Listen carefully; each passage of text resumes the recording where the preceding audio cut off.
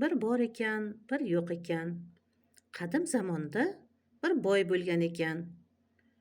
Uning 2 qizi bor ekan. Qizlarning biri juda go'zal ekan ammo xudbin va bag'ritosh ekan.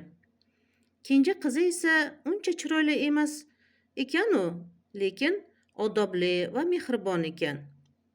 Boy kenja qizini ko'proq yaxshi ko'rgani uchun opasi singlisini yomon ko'rar ekan. Unga ich-ichidan hasad qilar ekan. Boyning uyida bir xizmatkor ham bor ekan. Xizmatkor boyning katta qizini anchadan buyon kuzatib, uning singlisiga bo'lgan nafratini sezib yurar ekan. Xizmatkorning jodugarlikdan ancha-muncha xabari bo'lib, u boyning davlatiga ega chiqishni ko'ngliga tugib qo'ygan ekan. Bir kuni boyning katta qizi bog'da bir o'zi sayr qilib yurgan paytda uning oldiga xizmatkor kelib gap boshlabdi. "Bekam, boy otam sizdan ko'ra singlingizni ko'proq yaxshi ko'radimi deyman", debdi. "Ha, jonga tegdi shu singlim", debdi qiz. "Bu ketishda singlingiz otangizning hamma boyligiga ega chiqadi", debdi ayyor xizmatkor. "Rost aytasan, unda men nima qilaman", debdi qiz. "Men sizga sehr jodu sirlarini o'rgataman. Uning yordamida hamma narsaga ega chiqasiz", debdi xizmatkor. "Evaziga qancha oltin so'raysan?" debdi qiz.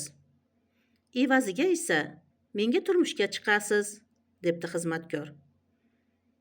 Qiz ikkilanmay rozi bo'libdi. Qizning xizmatkorga turmushga chiqishini eshitgan boy ota xafa bo'lib, yuragi xuruj qilib, olamdan o'tibdi. Katta qiz va xizmatkor kuyov bundan sira ham afsuslanmabdi ham, achinmabdi ham. Lekin kenja qizi rosa xafa bo'lib yig'labdi. Kunlar o'tib, katta opasi singlisini ham yo'qotish payiga tushibdi. U singlisini yuragini shunaqangi bir sehr qilib tashlabdiki, singlisi bir begona cho'pon yigitni qattiq sevib qolibdi. Cho'pon yigit ham ko'ngli pok, juda yaxshi inson ekan. Uni malikani sevib qolibdi va o'zining uzoq yurtiga olib ketibdi. Ertagini davomini bolajonlar ertaga aytib beraman. Sog' bo'ling.